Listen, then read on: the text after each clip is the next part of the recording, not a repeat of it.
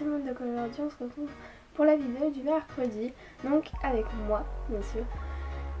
Donc aujourd'hui on va parler d'une maladie assez répandue que tout le monde connaît entre guillemets. Donc bien sûr cette semaine c'est le thème des soins des maladies. C'est Victoire qui m'envoie des mails. Donc aujourd'hui on va parler donc des coliques puisque c'est une maladie que beaucoup de chevaux ont. Donc pour commencer il y a les coliques mécaniques ou obstruction.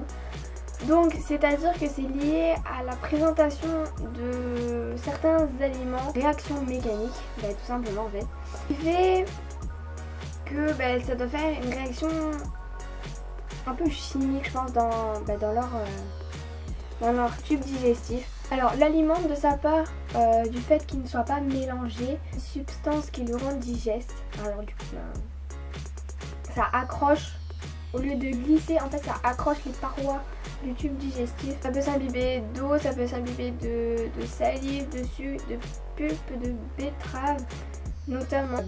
C'est que ça crée un bouchon dans le tube digestif, donc c'est l'indigestion du cheval. Ensuite donc il y a les coliques par dysmicrobisme ou chimique, je pense que c'est leur deuxième nom.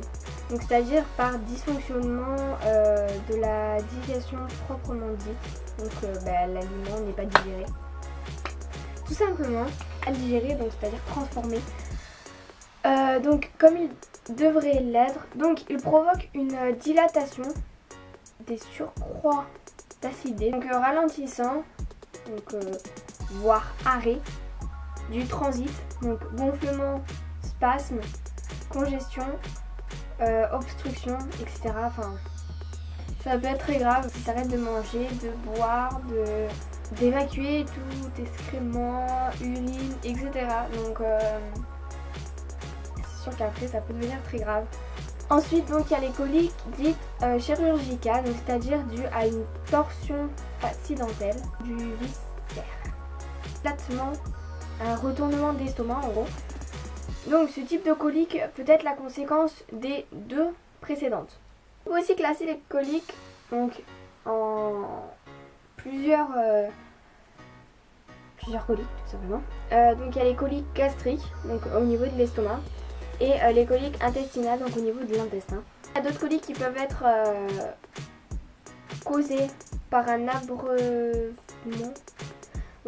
inadapté, donc soit trop rare, donc l'aliment est trop sec, soit froid, soit chaud, trop rapide, c'est-à-dire après un effort, etc. Par des parasites, donc c'est-à-dire les larves sont avalées dans l'herbe. Ça va paraître assez glauque ce que je vais vous dire. Mais en fait, les larves, elles peuvent être avalées dans l'herbe. Elles circulent ensuite dans le corps avant de s'installer dans les intestins de votre cheval. Ensuite, elles deviennent adultes puis pondent. Donc les œufs sont éliminés avec le crottin et éclosent dans l'herbe où le cheval les ingurgite encore. C'est ingurgite à nouveau, donc c'est un cercle vicieux ce truc. Pour une production de gaz qui ne trouve pas la sortie, donc le cheval ne peut ni vomir ni éructer.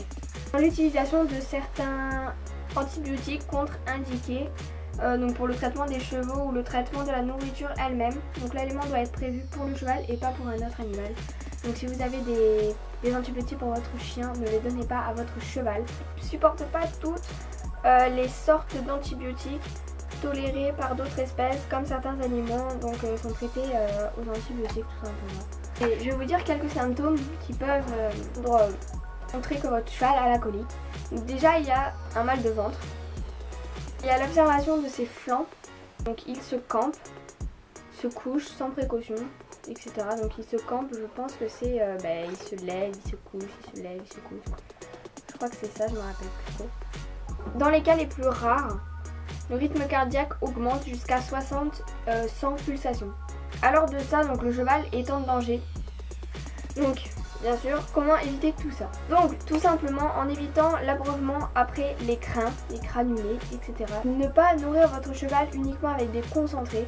Donnez-lui aussi du fourrage ou tout autre lest alimentaire. En cas de mise au pré, créez une parcelle réduite dans la prairie de manière à enduire une éventuelle boulimie et allez-y progressivement.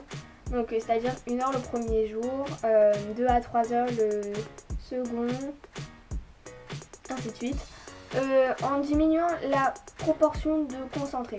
Laissez-le manger calmement et faites inspecter sa table dentaire de temps en temps par le vecto qui le rectifiera au besoin. Sur ce, je vous laisse, je dois faire ma valise. Moi, je pars en vacances et je vous retrouve mercredi prochain dans un nouveau cadre puisque je ne serai pas ici.